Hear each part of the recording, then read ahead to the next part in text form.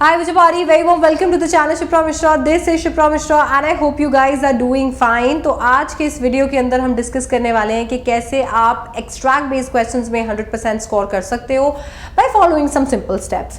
Extract based questions कुछ इस तरीके से आपके पेपर में दिखते हैं. By the way this is your latest sample paper और यहाँ पे आपको आपका पोएम चैप्टर जो भी उसका नाम दिया हुआ होता है and it is a combination of subjective questions as well as the objective questions. तो आपको यहाँ पे what based questions मिल जाते हैं. For example, what is the common outcome of all the words described?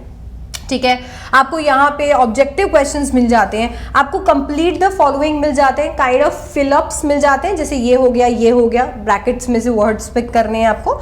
And सबसे कमाल का जो अभी जिसमें पूरा का पूरा स्टूडेंट समाज डरा हुआ है वो है आपके रीजंस और असर्शंस आपको यहाँ पे मिल जाते हैं. ट्रस्ट मी, व्हेन इंग्लिश में रीजंस और असर्शंस आते हैं ना, there is nothing more difficult than that. And then उसके बाद में आपको एक नॉर्मल सा फिर से सब्जेक्टिव क्वेश्चन मिल जाता है. अब यार कुछ बेसिक चीजें अगर उनको ध्यान में रखा जाए ना तो ये बड़े आसानी से हो सकते हैं, क्योंकि आप इसी लेवल के क्वेश्चंस तो तब सॉल्व करते हो जब आपके पास में अनसीन पैसेज आता है. यार अभी तो आपके पास में फिर भी एक्सट्रैक्ट पढ़ा हुआ है, आपने चैप्टर में इसको पढ़ा हुआ है, मेरे इमेजिनरी वर्ल्ड में जाकर मेरी इमेजिनरी सिचुएशन जो मैंने क्रिएट की है उसके थ्रू आपने इसे समझा हुआ है. मैंने जो इमेजरीज डाली हैं इसके अंदर बाकी सारे डिवाइसेस आपको समझाए हैं, इंटरप्रिटेशंस डाली हैं. तो ये सब कुछ अगर आपने अच्छे से सीखा तो it will become very easy for you. You just need to follow a few steps. सबसे पहला, please read the extract well. When I say well that means very well, so well जैसे कि आप किसी भी एग्जाम को prepare करने से पहले नोट्स पढ़ते हो उतने अच्छे तरीके से उसको पढ़ना है. और फिर देखो कि यार ये कौन से पार्ट ऑफ द चैप्टर या फिर पोएम से पूछा गया है. अब एग्जाम्पल के तौर पे अगर हम इस एक्सट्रैक्ट पे जाते हैं जो कि कीपिंग क्वाइट से पूछा गया है, तो हमने देखा कि यार ये वाला जो एक्सट्रैक्ट है, ये एक्सट्रैक्ट के जस्ट पहले जो है वो फिशरमैन वाला एक्सट्रैक्ट है और इसके जस्ट नीचे जो है वो वाला एक्सट्रैक्ट है जिसके अंदर पाब्लो नेरूदा कहते हैं कि यार मेरा तो कोई लेना देना नहीं है इन टोटल इनएक्टिविटी से. I am nowhere promoting total inactivity and I have no association with death. Right, तो अब मेरे को पता है कि ये कौन सा वाले पार्ट से पूछा गया है, तो मेरे को पता है कि यहां तक पोएट कैसे पहुंचा. सिमिलरली अगर चैप्टर्स होते हैं तो मुझे पता है कि वहां तक स्टोरी कैसे पहुंची, पहले क्या हुआ और बाद में क्या हुआ.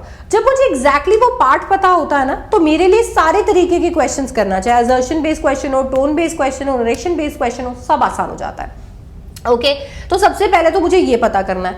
अब इसके बाद में देखते हैं कि भाई ये जो पैसेज है, बेसिकली जो एक्सट्रैक्ट है, इसका थीम क्या है. अब क्या होता है ना, हर एक पैसेज का अपना थीम होता है और कमाल की बात यह है कि कभी कभी पैसेज में डायरेक्टली पूछ भी लिया जाता है कि यार इस एक्सट्रैक्ट का या इस पैसेज का हमें थीम बता दो. ठीक है, तो आपको खुद ही एक्सट्रैक्ट करने की कोशिश करनी है कि ये एक्सट्रैक्ट का थीम क्या है, पहली बात. तो दूसरी बात आपको ये फाइंड आउट करनी है कि इस पूरे के पूरे पोएम का या फिर चैप्टर का क्या थीम था. तो एक तरफ आपके दिमाग में होना चाहिए चैप्टर का क्या थीम था और दूसरी तरफ आपके दिमाग में होना चाहिए था कि इस पर्टिकुलर एक्सट्रैक्ट में किस बारे में बात की गई है. डन है, now that is in your head. अब जैसे यहां पर हम देखते हैं कीपिंग क्वाइट का जो पूरा थीम है वो है इंट्रोस्पेक्शन. कीपिंग क्वाइट बताता है कि किस तरीके से हम लोगों को इंट्रोस्पेक्ट करना चाहिए, सेल्फ एग्जामिन करना चाहिए. We need to find out कि आखिरकार हमारा पर्पस क्या है लाइफ का, हम जो कर रहे हैं वो क्यों कर रहे हैं, हम जो कर रहे हैं वो डिस्ट्रक्शन की तरफ तो नहीं जा रहा, वगैरह वगैरह.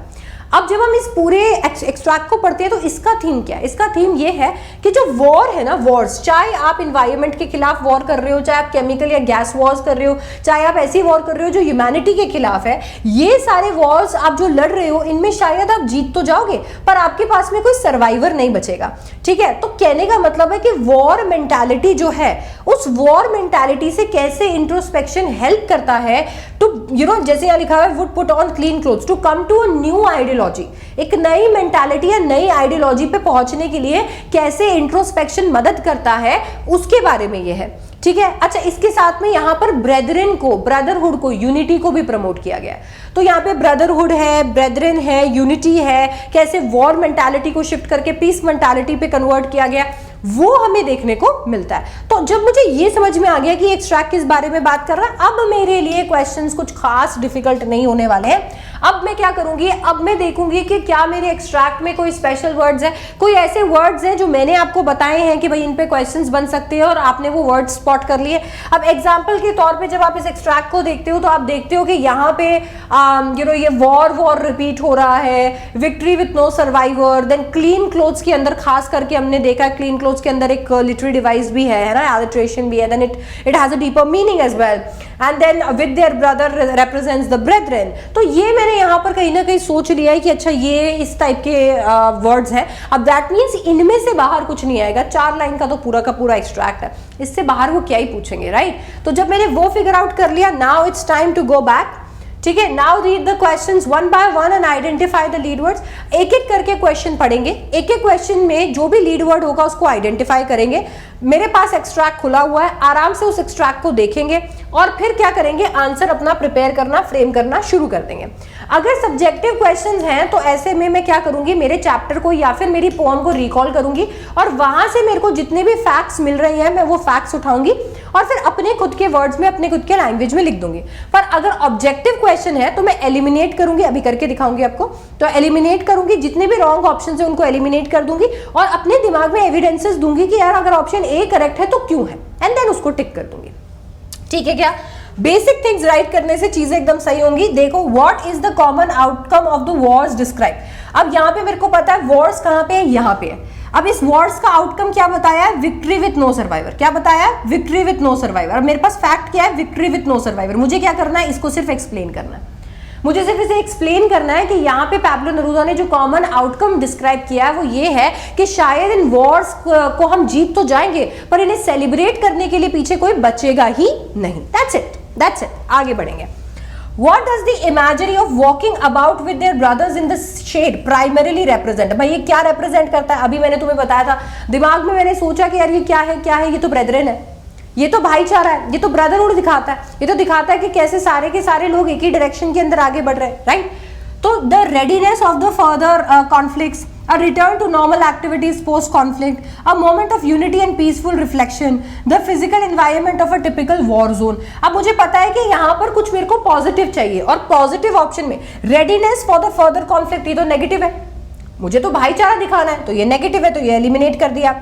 अ return to normal activities post conflict, सब लोग अपनी अपनी नॉर्मल एक्टिविटी में जुड़ जाएंगे, ये तो नॉर्मल नहीं है, क्योंकि नॉर्मली लोग कॉन्फ्लिक्ट के बाद में ऐसे नहीं हो जाते हैं कि यार कॉन्फ्लिक्ट के बाद में चले यार अब खाना खा, नहीं, ब्रदरहुड ऐसे ही नहीं इन्फ्यूज होता, तो ब्रदरहुड इज नॉट नॉर्मल।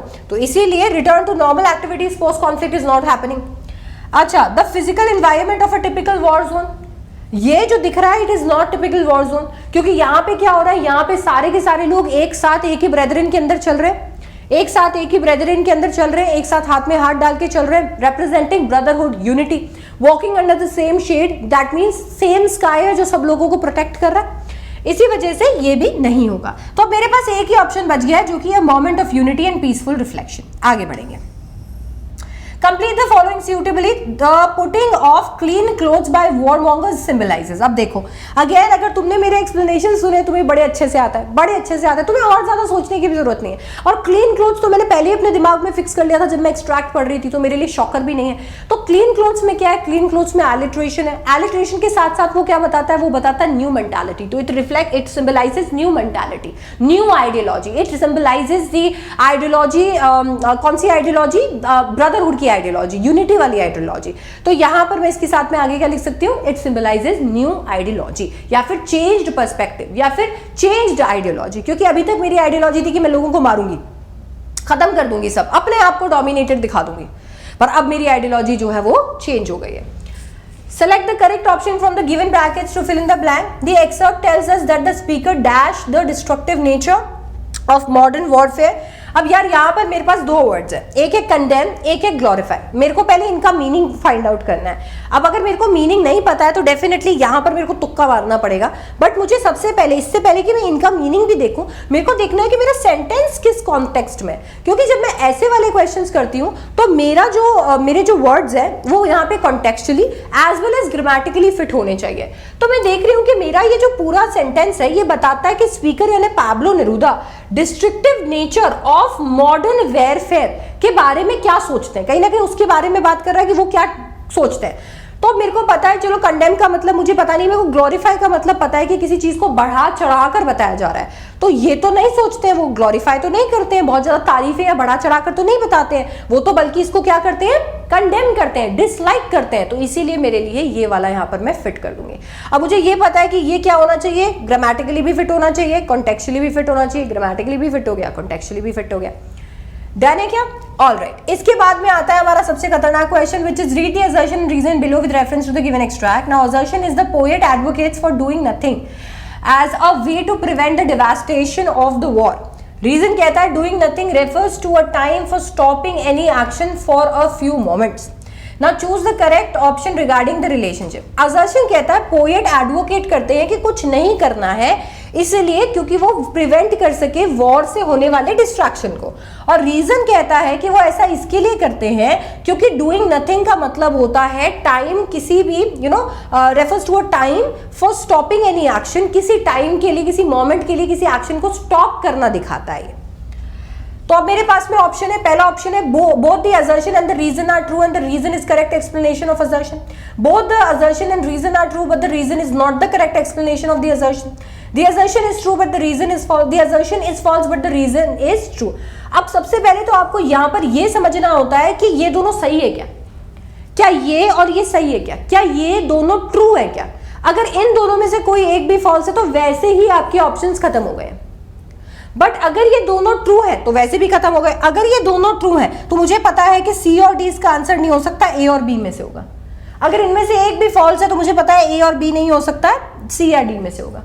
तो असर्शन रीजन को करने का सबसे बड़ा इंपॉर्टेंट वे तो ये होता है। दूसरी चीज क्या होती है, आपको इसको बोल के देख लेना है। फॉर एग्जांपल आप कुछ नहीं समझ पा रहे हो कि क्या रिलेशनशिप है, क्या रिलेशनशिप नहीं है, ये अच्छे से एक्सप्लेन करता है कि नहीं करता है, बोल के देखो। The poet advocates for, poet advocate करते हैं डूइंग नथिंग को as a way to prevent devastation of war because. Reason के पहले बिकॉज, रीजन बोलने से पहले बिकॉज जोड़ दो। Because doing nothing refers to a time for stopping any action for a few moments. अब तुम खुद देखो कि क्या इनके अंदर कोई रिलेशन बन रहा है।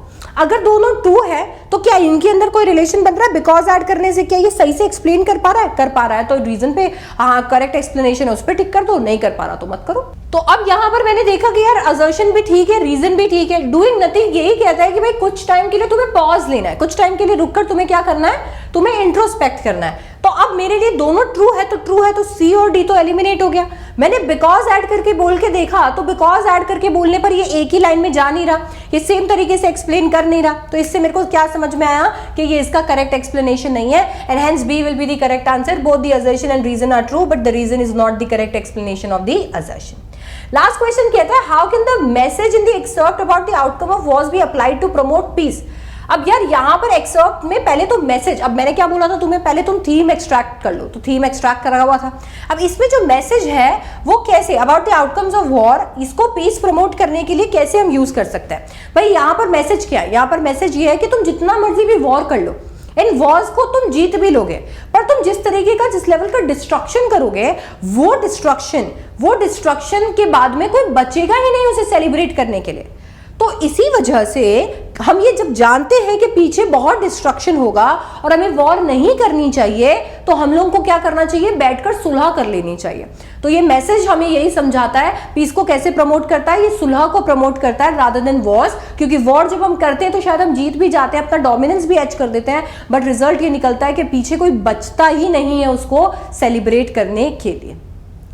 डन है क्या? तो इस चीज को हम एक्सप्लेन कर देंगे। तो आप समझ रहे हो कि जब मैं एक्सट्रैक्ट को अच्छे से पढ़ लेती हूँ, मैं स्टार्टिंग से ही मेरी चीजें एकदम डंकी करने लग जाती हूँ, ढंग से करने लग जाती हूँ, तो मुझे उतने शॉक्स नहीं लगते कि अरे ये क्या पूछ लिया। इसके साथ साथ में मैं कहीं ना कहीं at the back of my mind तैयार रहती हूँ उन आंसर्स के लिए, which saves a lot of time. Now because ये 6 नंबर का है तो मेरे पास इसको करने के लिए लगभग 12 मिनट है, एंड आई थिंक जो भी मैंने आपको बताया लगभग 12 मिनट में आप कर सकते हो। ठीक है, तो 12 मिनट में आपको करना है। But let me tell you, extracts में अगर आपको प्रो होना है तो आपको अभी से ही जितने भी प्रीवियस ईयर क्वेश्चंस आप कर सकते हो उतने प्रीवियस ईयर क्वेश्चन करके रख लेने चाहिए। आपको लास्ट डेट का इंतजार नहीं करना चाहिए कि अब लास्ट डे आएगा और उस दिन मैं प्रीवियस ईयर क्वेश्चन लगाऊंगा। अभी प्लीज जितने भी प्रीवियस ईयर क्वेश्चन हो सकते हैं जिसमें सब्जेक्टिव और ऑब्जेक्टिव का मिक्सचर है, प्लीज कर दीजिए। अभी सारे बुक्स ऐसा कर रहे हैं कि दोनों को कहीं ना कहीं अपडेट कर दे रहे हैं अभी लेटेस्ट पैटर्न के हिसाब से, तो आप उनमें से कर लीजिए, but please extract based questions कीजिए, क्योंकि एक्सट्रैक्ट बेस्ड क्वेश्चन फ्री के नंबर भी हैं, but at the same time अगर नहीं किया ना तो 100 से ये कब आपको 80 पे ले आएंगे आपको पता ही नहीं चलेगा। ये ऐसे भी हैं, है ना। मैं ये नहीं कह रही हूँ कि ये अकेले 20 नंबर के हैं ऐसा कुछ, मैं ये कह रही हूँ कि कहीं ना कहीं एक्सट्रैक्ट ढंग से नहीं होंगे, नीचे के क्वेश्चंस खराब होंगे, एक एक दो दो नंबर कटेंगे, उसमें मोरल आपका डाउन होगा, नीचे के क्वेश्चन में एक एक दो दो नंबर कटेंगे, आधा आधा नंबर कटते कटते एक एक नंबर कटते कटते कब आपके 20 नंबर गायब हो जाते हैं आपको पता भी नहीं चलता। ठीक है, तो मेक श्योर कि आप इसकी प्रैक्टिस जरूर करके जाए। And that's it for this video. I hope you like this one. If you did please like and of course subscribe to the channel ऐसे और वीडियोस के लिए, एंड ऑफ कोर्स मुझे लाइव ज्वाइन करने के लिए जहाँ पे मैं रिवीजन करा रही हूँ, प्रैक्टिस करवा रही हूँ, और कमेंट डाउन करके अपना फीडबैक मुझे जरूर बताना, and I will see you in the next one.